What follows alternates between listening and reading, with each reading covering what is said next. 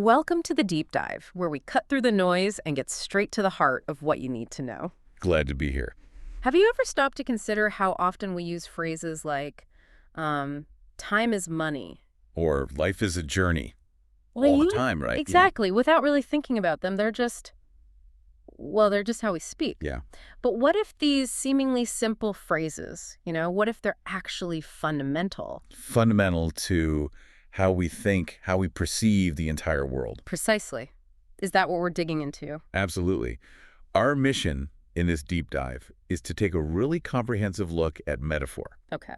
And not just as like a fancy literary device you might remember from English class. Right, not just poetry stuff. No.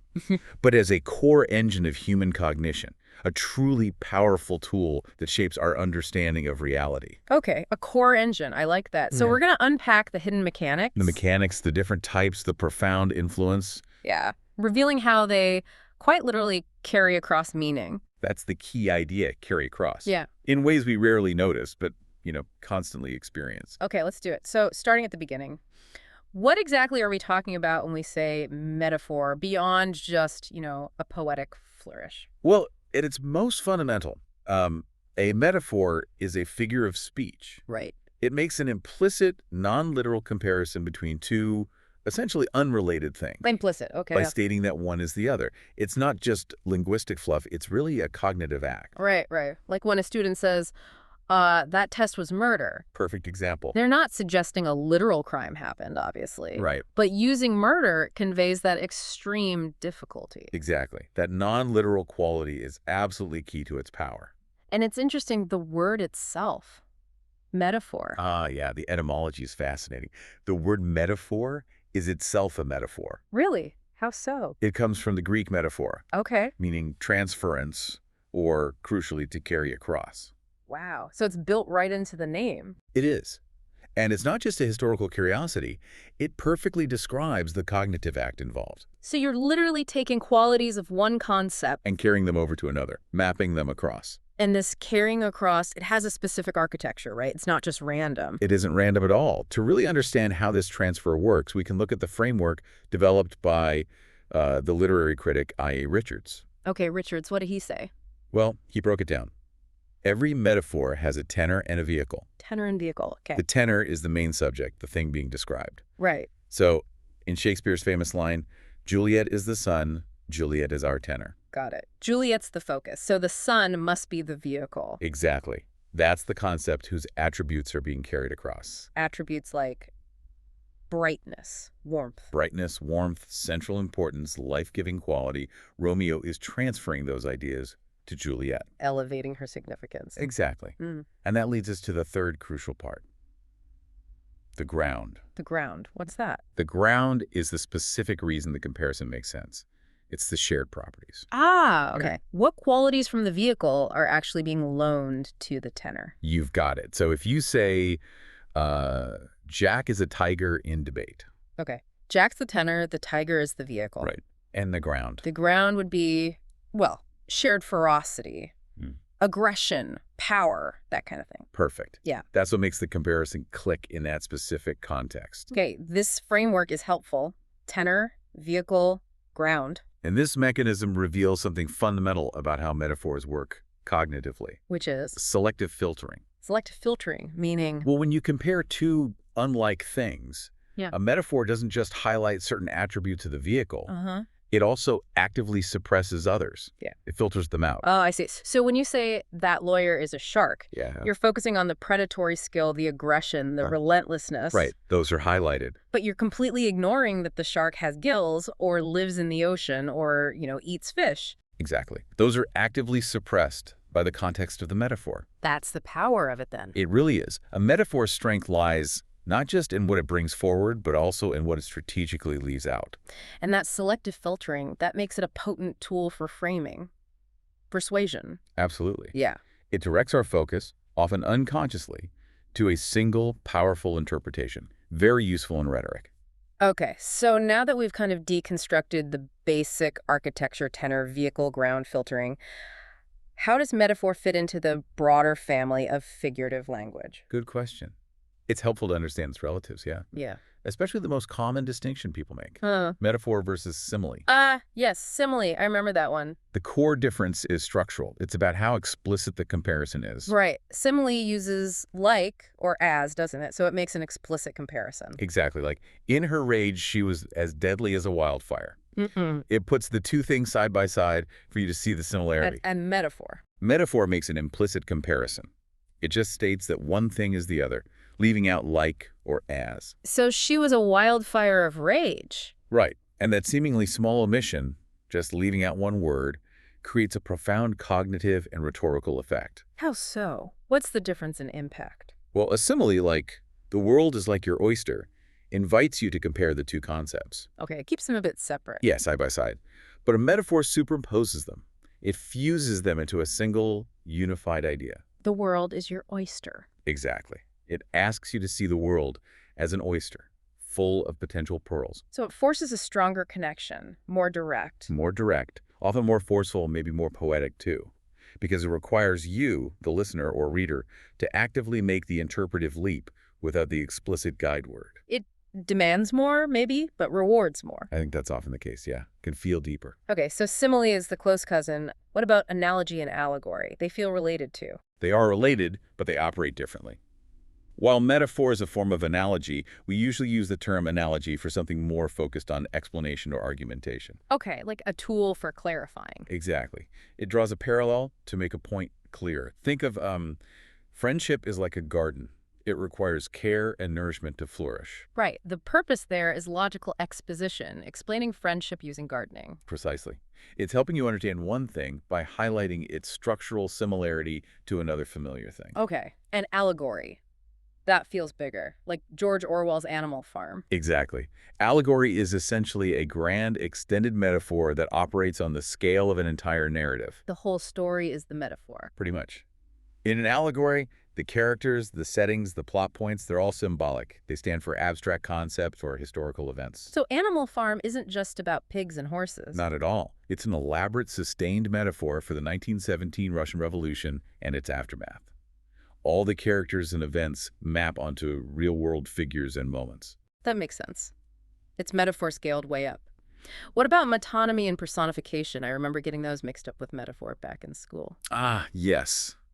The distinction between metaphor and metonymy can be a bit tricky, but it's important. Okay. Remember, metaphor connects two different conceptual domains, like linking the abstract idea of argument to the concrete domain of war. Right, crossing domains. So metonymy. Metonymy, in contrast, works within a single conceptual domain. Within. How? It uses one element to refer to another closely related element within that same domain. It's about association, not comparison across domains. Okay, give me an example. Sure, the pen is mightier than the sword. Right. Here, the pen stands for the written word, or diplomacy, and the sword stands for military force. They're related concepts within the domain of power or influence, represented by associated objects. Okay, so pen and sword are associated with writing and fighting. Godot. Another one.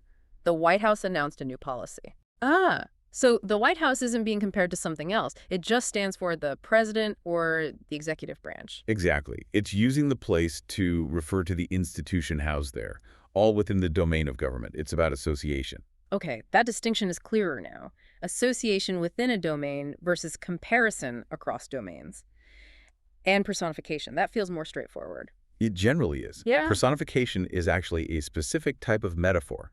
Oh, okay. It's where you give human qualities, abilities, or emotions to something that isn't human. Like an inanimate object or an abstract idea or an animal. Precisely. Think of the wind howled through the trees. Wind can't literally howl like a person or wolf. Or the door shrieked in protest when you open it. Exactly. Or opportunity knocked. Essentially, in personification, the thing you're comparing it to, is always a human being or involves human-like actions or feelings. Okay, got it. Human traits onto non-human things. That makes sense. So that's kind of the family tree. Simile, analogy, allegory, metonymy, personification, all related but distinct. Right. So we've broken down how metaphors work, seen their family. Now let's maybe explore their different forms. You mentioned some are obvious, others almost invisible. Exactly. Metaphors aren't monolithic. They come in many shapes and sizes, and understanding these forms helps us see their varied impact. Okay, so the most common type is probably the direct metaphor, right? Where the comparison is just stated plainly. Usually using a form of the verb to be, yeah. It's the classic X is Y structure. Like Shakespeare's All the World's a Stage, world stage. Perfect. Or the common phrase, life is a highway. Life is highway. Very direct. Okay, that's the standard one. What about the less obvious ones? Well, then there's the implied metaphor, which is much more subtle. Implied. I tell How does you, that work? it suggests a comparison without explicitly naming both parts, particularly the vehicle. The comparison is hinted at, often through verbs or descriptive language that doesn't literally fit. Okay, an example might help here. Sure, if I say, the captain barked orders at the soldiers. Ah, okay. The verb barked implies the captain is like an aggressive dog. Exactly. Without ever saying, the captain is a dog, the comparison is implied by the verb choice. Or, I remember reading Zora Neale Hurston.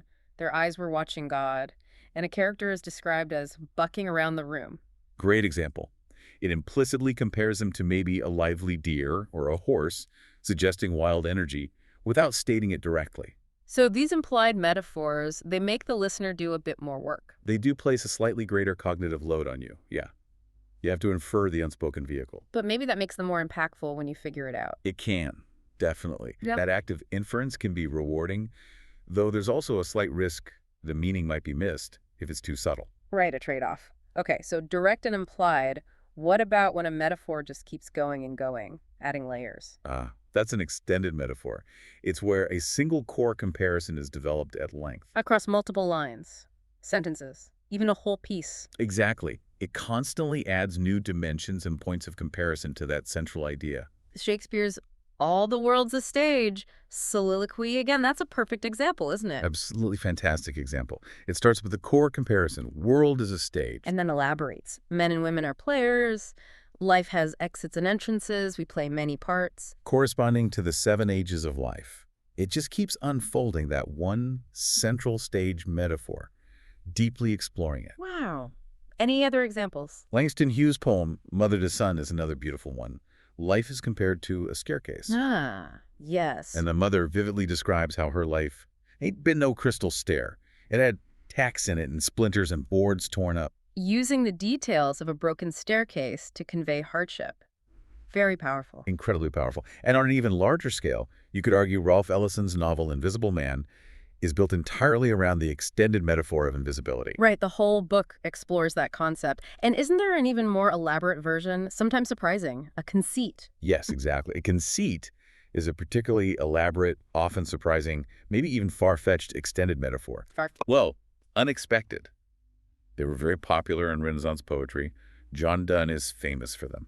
Like comparing lovers' souls to a drafting compass. That's the classic one. In a valediction, forbidding mourning. It's intellectually striking, quite complex, and sustained over several stanzas. That's a conceit. Okay, so we have direct, implied, extended, and conceit. But what about metaphors that, well, they don't quite work, or have lost their spark? You mentioned dead metaphors and mixed metaphors. Right, the pathologies, you could say.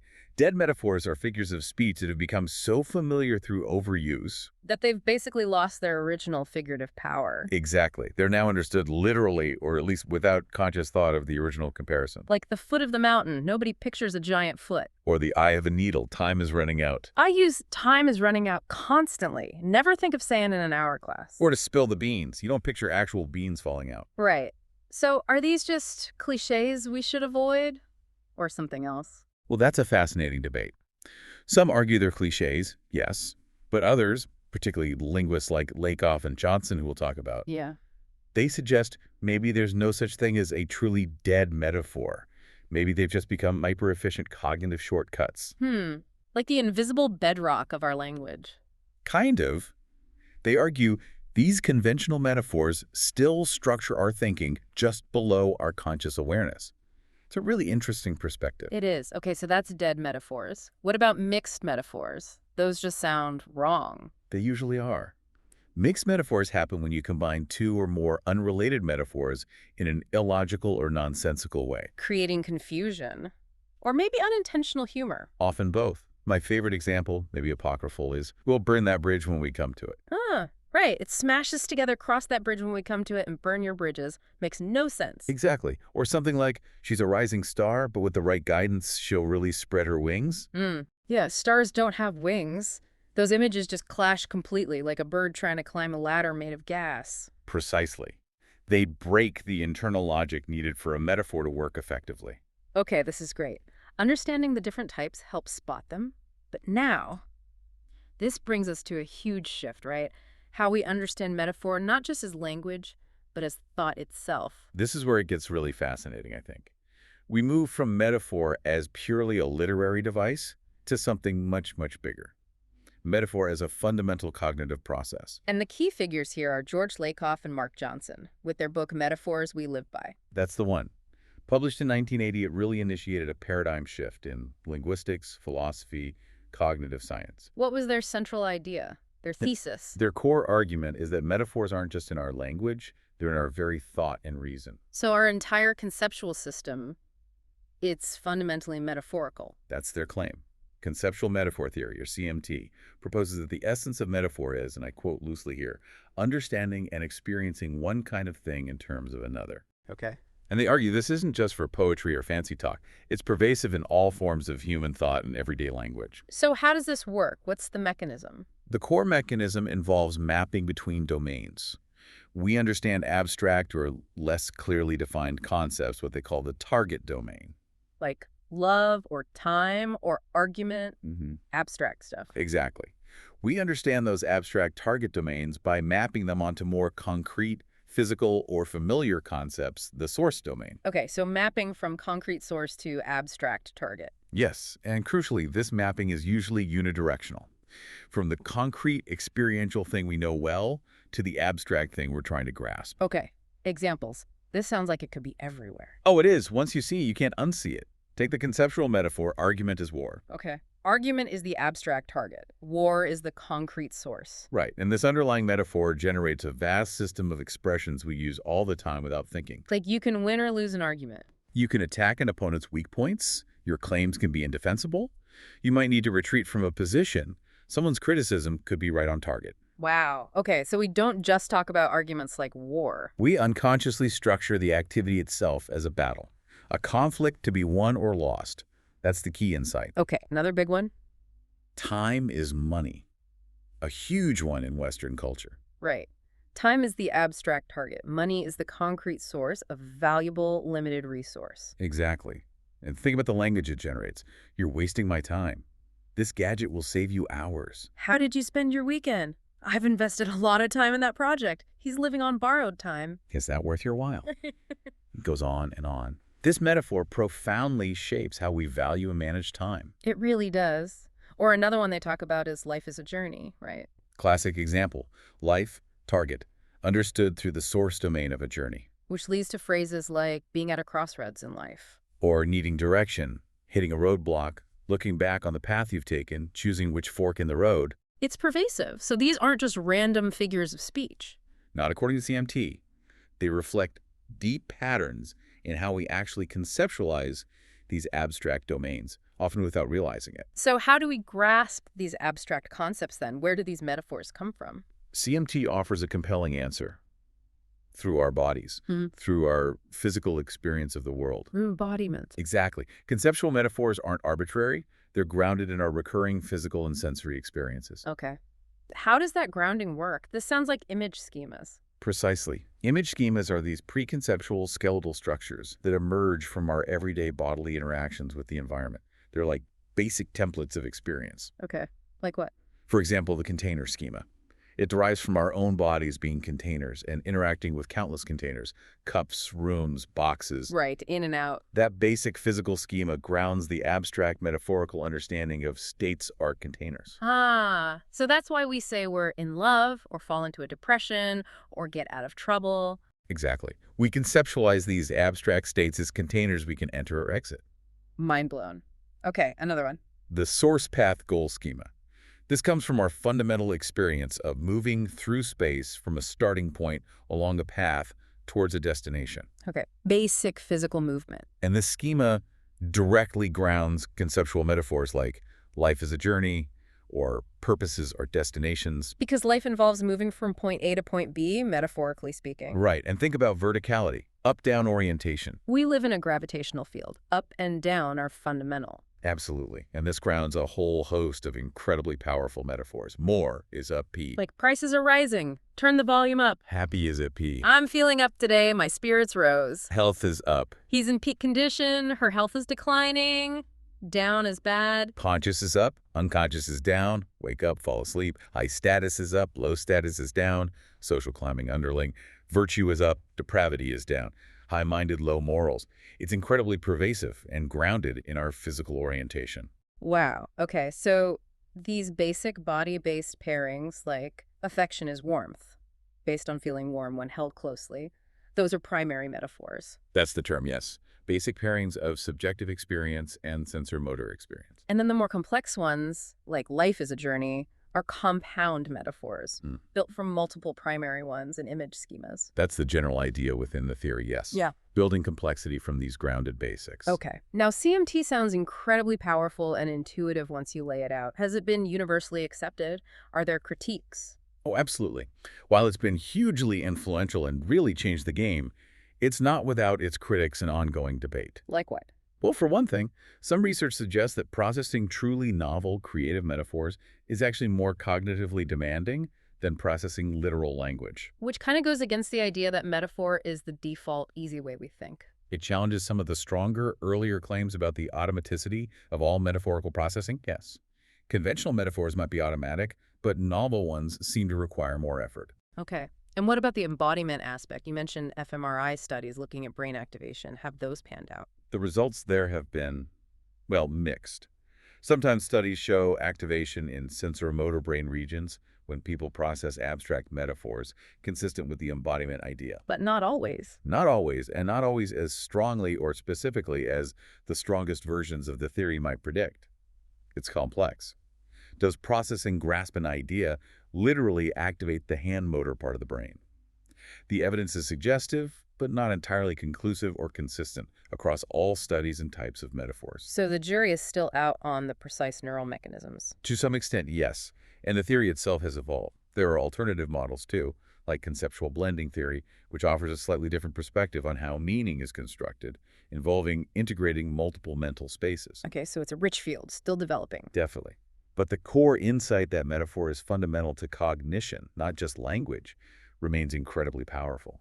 Yeah, this whole deep dive is really proving that metaphors are far more than just decorative language, which brings us squarely to their immense power, right? And the ethical dimension of using them. Exactly. They're not just for poets and writers, though they certainly use them masterfully. Right.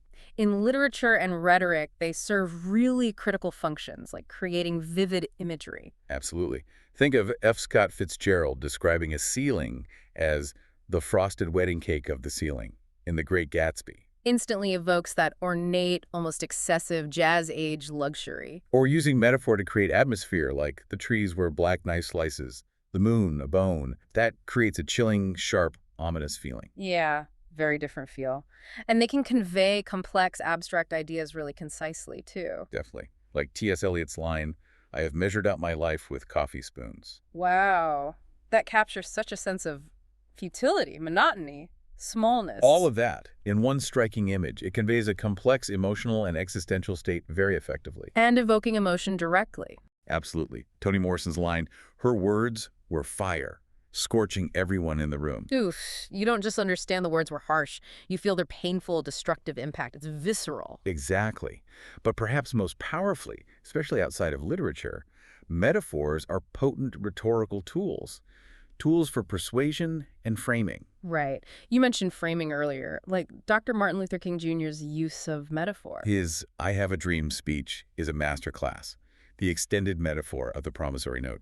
Framing civil rights as a debt owed by America to its black citizens, a promise made in the Constitution and Declaration of Independence. Exactly. And then describing that promise as a check that had come back marked insufficient funds. That's incredibly powerful framing. It casts the struggle for equality not just as a moral issue, but in terms of economic justice, fairness, a broken contract. It was brilliantly persuasive and resonated deeply. It shows how metaphors aren't neutral, especially in the public sphere. They actively shape how we understand issues. You're right, and we use them constantly in daily life without thinking. You said our language is saturated. Completely saturated. Many are dead metaphors, or unconscious conceptual metaphors we just use naturally. Grasping an idea, Like physically holding it. train of thought. Thoughts moving along a track. Even the word window, you mentioned earlier, from Old Norse vindaga, literally wind eye, an opening to see through, like an eye. Amazing. It's everywhere. And in the public sphere, these conceptual metaphors are never neutral. They powerfully frame our understanding of complex social issues. And can be deployed strategically to advance specific agendas, right? Definitely. Describing a virus as an invisible mugger, as Boris Johnson did with COVID-19. That frames the pandemic as a violent personal assault. Maybe encouraging a feeling of being under attack, needing defense. Plausibly, yes. It subtly influences the emotional response and perhaps the policy approaches considered most appropriate. And the whole war on terror metaphor, that's been hugely consequential. Hugely. It frames a complex geopolitical and ideological situation primarily as a military conflict, which naturally foregrounds military solutions and perspectives, potentially over diplomatic or social ones. It simplifies things, maybe dangerously. It certainly emphasizes certain aspects and de-emphasizes others. And that's what framing does. Are there examples of people trying to use this knowledge proactively to change frames? Yes, absolutely. Organizations like the Frameworks Institute, for example, do research on this. They study the metaphors underlying public understanding of social issues and then test out new metaphors to try and shift the conversation in more productive ways. Like what? For instance, they found that talking about adolescent development as a period of danger or raging hormones tended to lead to more punitive policy thinking. Okay. But reframing it using metaphors like brain construction or building a mental scaffolding. That sounds more positive, more about potential. Exactly. It shifted focus toward support, education, and opportunity, opening up more productive conversations about policy. It shows the deliberate power of choosing your metaphors carefully. Wow. Okay. So knowing all this, how can we, listeners, ourselves use this knowledge? What's a practical guide maybe for crafting metaphors if we write or just analyzing the ones we encounter every day? Great question. For anyone looking to craft more impactful language, whether writing or speaking, first, maybe strive for originality. Avoid the cliches, the dead ones. Yeah, try to move beyond heart of gold or tip of the iceberg. Seek fresh, surprising comparisons that make your audience see something in a new light. Okay, originality. What else? Ensure clarity and relevance. Avoid those mixed metaphors we talked about. Make sure the comparison actually illuminates rather than confuses. Does the ground make sense? Right. Don't be the star spreading its wings. Exactly. And finally, consider using extension for depth. If you have a good core metaphor, can you develop it a bit? Add layers, explore its implications, like Hughes did with the staircase. Okay, so originality, clarity, maybe extension, good advice for creators. What about for the rest of us? Just trying to deconstruct what we hear or read in politics, ads, everywhere. For the analysts and all of us, the first step is just identification. Consciously spot the metaphors being used. What is the tenor? What is the vehicle? What's being described and what's it being compared to? Okay. Second, unpack the ground. What specific qualities are being transferred from the vehicle to the tenor? How does this shape your understanding or feeling about the tenor? Got it. What's the intended connection? And third, Critically consider what is hidden. This is crucial. What aspects of the vehicle are being ignored or suppressed by this particular comparison? What's left out of the frame? right, the shark lawyer isn't swimming. What does ignoring that do? Exactly. Asking that question helps reveal the persuasive work the metaphor is doing. And finally, Look for patterns. yes, look for conceptual patterns. Are there recurring metaphors within a text or a speech or an entire public discourse? Do they keep coming back to war metaphors or journey metaphors? Right. Identifying those recurring patterns can reveal a larger underlying conceptual metaphor system. It can tell you a lot about the authors or even a whole culture's fundamental worldview and assumptions. It's a powerful lens for critical thinking. It really is. This whole deep dive has shown me, at least, that metaphor is so much more than just decoration. It's fundamental. A fundamental cognitive tool, yeah. Hmm. It structures our abstract thought, shapes our perceptions, guides our actions. And because they're not just descriptive but powerfully persuasive, their use carries real ethical weight, doesn't it? Significant ethical weight. The choice of a metaphor is not neutral. It has real-world consequences. You gave the example of argument is war versus argument is a dance. Exactly. Mhm. One encourages adversarial zero-sum behavior. The other would encourage cooperation, listening, finding harmony. The underlying metaphor shapes the entire interaction. And applying that to big social issues, The impact is huge. Think about immigration. Is it framed as an invasion which implies attack, defense, threat, versus framing it as a wave? which implies a natural force, maybe something to be managed or adapted to, but less inherently hostile. The metaphor profoundly influences public opinion and the kinds of policies that seem reasonable or necessary. Or think about poverty. Is it a trap Suggesting people are stuck, maybe need help getting out. versus a disease? Implying something to be treated, cured, maybe prevented systemically, or even a personal failing, the metaphor matters. It matters immensely. Or addiction, a moral failing versus a brain disorder. Each metaphor carries vastly different implications for blame, treatment, and policy. So a poorly chosen metaphor, or a deliberately manipulative one, It can promote misunderstanding, dehumanization, bad policy. It's not just about language. It's truly about how we define and ultimately how we create our shared reality. so a complete understanding has to go beyond just literature or cognition. It has to encompass this ethical dimension too. Metaphor is truly a cognitive engine, as we said at the start, driving how we navigate and shape the world. Absolutely, a powerful engine we need to be mindful of. So, maybe a final thought for everyone listening. Yeah. Next time you hear a really compelling speech, or even when you find yourself describing a difficult situation in your own life, maybe pause and ask. What underlying metaphors are at play here? Exactly, and then maybe, how might consciously choosing a different metaphor completely change the perspective or the outcome? That's a powerful question to reflect on. Food for thought, definitely.